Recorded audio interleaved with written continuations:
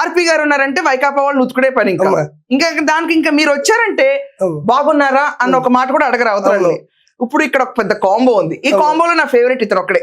నా ఫేవరెట్ చాలా మంది మీ ఫేవరెట్ చాలా మంది ఉన్నారు.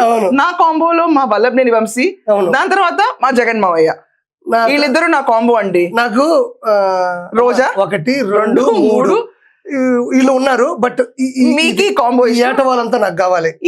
ఇది జనరల్ కాంబో మనం వదిలేదు. ఇది అందరిలోనూ ఉంటారు వీళ్ళు ఉంటారు. ఆర్పి గారు నాకు ఒక్కటి చెప్పండి, పొద్దు నుంచి ఈ రాజ్యం ఇది నడుస్తున్న గోల్ ఏంటి? అవును చెప్పండి. ఇప్పుడు ఒకసారి లోకేష్ గారి పక్కన డైపర్ ఇచ్చారు, దాని తర్వాత పాలపైకి పెట్టారు, ఏమనాలండి వీళ్ళని?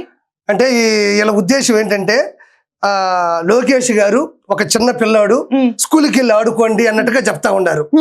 ఈ రోజు అదే లోకేష్ గారు ఐటీ శాఖ మంత్రిగా పనిచేస్తూ ఎన్నో అద్భుతమైనటువంటి ఐటీ పరిశ్రమలు కూడా తీసుకురావడం జరిగింది. ఈ రోజు ఆయన తను మార్చుకున్నాడు.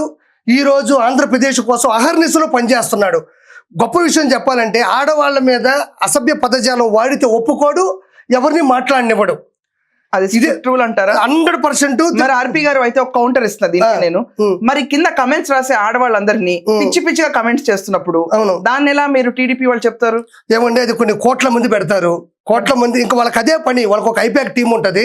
ఆడవాళ్ళు ఇప్పుడు మిమ్మల్ని కాదు మా ఆవిడని కూడా దారుణ పేజీలు క్రియేట్ చేశారు. కాబట్టి వాళ్ళకి కొన్ని కోట్లు క్రియేట్ చేసి కొన్ని కోట్లు కామెంట్లు పెడతారు. వాళ్ళకి మనం విశ్లేషించుకొని ఎందుకు 2024లో ఓడిపోయామని ఉండదు వాళ్ళకి. వాళ్ళ పని అదే. అందుకని 151 నుంచి మధ్యలో 5 బుమ్ పంచిపోతారు, అలా గాల్లోకి ఎగిరిపోయాయి. 11 ఈసరికి 1 - 1 = 0. అంతేనంటారా? 100%.